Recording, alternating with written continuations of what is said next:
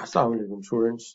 Chapter number 5 के हवाले से हम 6 वीडियोस रिकॉर्ड कर चुके हैं और काम तो हमने मुकम्मल कर लिया था। तो 120 एमसीक्यूज का हमारा टारगेट था, वो हमने कर लिया 1 से लेकर 120 तक। लेकिन एक वीडियो ऐसी है जो कि स्टूडेंट्स के कुछ सवालात ऐसे आए जिस पर मुझे रिकॉर्ड करनी पड़ी, और वो है आपका जो क्रूशल मामला है इम्प्लिसिट वर्सेस एक्सप्लिसिट कॉस्ट वाला जो मामला है। इसके लिए मुझे फिर ये वीडियो जो है वो रिकॉर्ड करना पड़ी। तो चलिए इसके ऊपर बात करते हैं। सबसे पहली बात तो ये है कि आप इसको वीडियो 7 कह लीजिए फिर एमसीक्यूज के हवाले से। तो this is what you can say. सबसे पहली बात तो ये है कि इकोनॉमिक प्रॉफिट और अकाउंटिंग प्रॉफिट दो अलग अलग चीजें। देखिए हम आमतौर पे इकोनॉमिक प्रॉफिट या अकाउंटिंग प्रॉफिट को क्लासिफाई इस तरह से करते हैं कि अगर हम वो तमाम फैक्टर्स जो हम दूसरों से लेते हैं, यानी फैक्टर्स ऑफ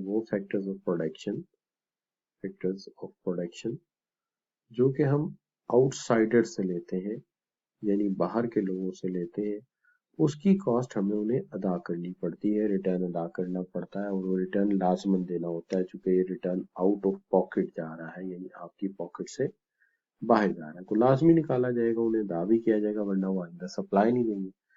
तो इसलिए क्योंकि ये वाजिया है, क्लियर है और फिर ये रिटर्न है, तो लिहाजा हम इसको एक्सप्लिसिट कॉस्ट का नाम देते हैं। तो ये है एक्सप्लिसिट कॉस्ट।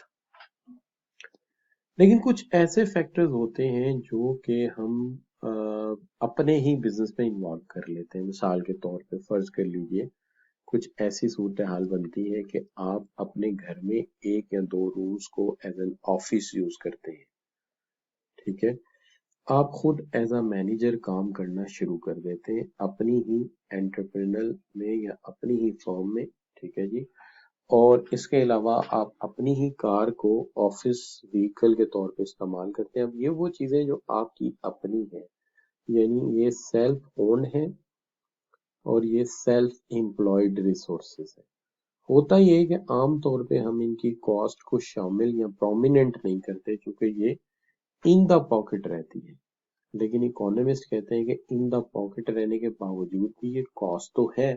अगर ये किसी दूसरे को दे दी जाती तो यकीनन इससे हम अर्न कर सकते थे। आप एज अ मैनेजर काम करते तो पैसे लेते, अगर वही वाले रूम जो है वो आप किसी और को रेंट पे देते तो रेंट रिसीव करते, कार जो है वो किसी को देते तो उसका फेयर रिसीव करते। तो लिहाजा कहने का मतलब ये हो गया कि ये वो रिसोर्सेज हैं जो लगे तो हुए कारोबार में, आपकी अपनी जाती ओनरशिप है, सेल्फ ओन्ड है, सेल्फ एम्प्लॉयड है, लेकिन इनकी भी कॉस्ट बनती है। इस कॉस्ट को हम इम्प्लिसिट कॉस्ट कहते हैं क्योंकि ये ज्यादा वाज़ेह या प्रोमिनेंट नहीं होती। लेकिन जब हम इन दोनों को जमा करते हैं एक्सप्लिसिट प्लस इम्प्लिसिट, तो हम इसको दो नाम देते हैं। या तो हम इसको इकोनॉमिक कॉस्ट का नाम देते हैं या हम इसे अपॉर्चुनिटी कॉस्ट का नाम देते हैं। यानी इकोनॉमिक कॉस्ट अगर कोई पूछे कि क्या है, तो आप कहेंगे economic cost is equal to explicit cost plus implicit cost. तो ये दोनों इकट्ठी हो जाए तो इसी को हम अपॉर्चुनिटी कॉस्ट का भी नाम देते हैं। अब एक आम कॉन्सेप्ट ये है कि अगर हमारे पास जितना भी टोटल रेवेन्यू आया है फर्म का, हम उसमें से सिर्फ एक्सप्लिसिट कॉस्ट निकालते हैं तो बाकी का सारा हमारा मुनाफा है। तो ये अकाउंटिंग के हिसाब से मुनाफा है। लेकिन हमें ये चाहिए कि हम उस रेवेन्यू में से उसका तो कॉस्ट निकाल ही रहे हैं जो हमने आउट ऑफ पॉकेट देना है, दूसरों से जो रिसोर्सेज दिए हैं वो देना है।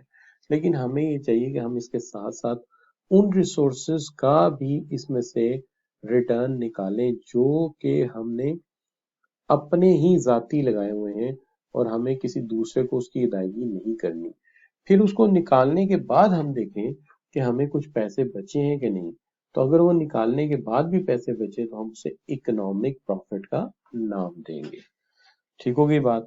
तो हम मुख्तसरन रिव्यू कर लेते हैं। अगर आप अपने रेवेन्यू में से सिर्फ और सिर्फ एक्सप्लिसिट कॉस्ट निकालते हो तो ये आपका अकाउंटिंग प्रॉफिट है। लेकिन अगर आप अपने रेवेन्यू में से जो है वो एक्सप्लिसिट और उसके साथ साथ इम्प्लिसिट दोनों कॉस्ट को निकालते हो तो फिर ये आपका जो है ये इकोनॉमिक प्रॉफिट बनता है। और एक्सप्लिसिट कॉस्ट वो कॉस्ट होती है जो कि हमने रिसोर्सेज अदर से हायर किए होते हैं और उसके पैसे आउट ऑफ पॉकेट जाते हैं। और इम्प्लिसिट कॉस्ट ये होती है कि जो रिसोर्सेज अपने जाती होते हैं, सेल्फ एम्प्लॉयड होते हैं, उनकी जो कॉस्ट होनी चाहिए, और इन दोनों को जमा करने से इकोनॉमिक कॉस्ट बनती है या अपॉर्चुनिटी कॉस्ट बनती है। तो इस हवाले से अगर देखा जाए तो आपने रेवेन्यू में से एक्सप्लिसिट प्लस इम्प्लिसिट यानी आपने इकोनॉमिक कॉस्ट माइनस की है या अपॉर्चुनिटी कॉस्ट माइनस की है। तो लिहाजा economic cost is a sum of explicit plus implicit cost, और इन दोनों को अगर जमा किया जाए तो इन दोनों के जमा करने में एक आंसर जो है वो नॉर्मल प्रॉफिट का भी शामिल होता है, चूंकि इसके अंदर एंटरप्रेन्योर के लिवलीहुड भी एक्सपेंडिचर का हिस्सा बनता है। इससे हम कहते हैं कि कॉस्ट कर्व के नीचे का एरिया जो है, यानी अगर आपके AR और MR परफेक्ट कंपटीशन में एवरेज कॉस्ट बिल्कुल एग्जैक्टली इक्विलिब्रियम पॉइंट के ऊपर आ जाए तो हम उसे इसलिए नॉर्मल प्रॉफिट का नाम देते हैं, क्योंकि इसके अंदर एक्सप्लिसिट और इम्प्लिसिट कॉस्ट शामिल कर ली जाए तो नॉर्मल प्रॉफिट का फैक्टर भी बीच में ही कवर हो जाता है। और इसका कॉन्सेप्ट मैंने यूं समझाया था कि एक कॉस्ट कर्व के नीचे हमेशा जो है वो returns of the factors of production होता है। तो यकीनन लेबर के लिए वेजेस होती हैं, ठीक है जी, लैंड के लिए रेंट होता है, ठीक है, और कैपिटल के लिए इंटरेस्ट होता है। तो एंटरप्रेन्योर के लिए भी कुछ ना कुछ इसके नीचे जरूर होता है, इसलिए हम इसको नॉर्मल प्रॉफिट का नाम देते हैं। लेकिन बहरहाल वो एक दूसरा मसला है। फिलहाल हम आते हैं इसी बात के ऊपर वापस और सवाल हल करते हैं। सवाल ये है कि dash is a cost is dash is a cost is any cost that has already occurred but not necessarily shown or reported। ये एक ऐसी कॉस्ट है जो हम ऑलरेडी अकर्ड कर चुके होते हैं, खर्च कर चुके होते हैं, लेकिन ये नेसेसरली शो नहीं की जाती, रिपोर्ट नहीं की जाती एज अ सेपरेट एक्सपेंस। तो यकीनी तौर पे ये अपनी सेल्फ रिसोर्स की कॉस्ट है जो खर्च तो हो चुका है लेकिन हम उसे स्पेसिफिकली अलहदा करके वाज़ह नहीं करते, तो ये इम्प्लिसिट कॉस्ट कहलाएगी।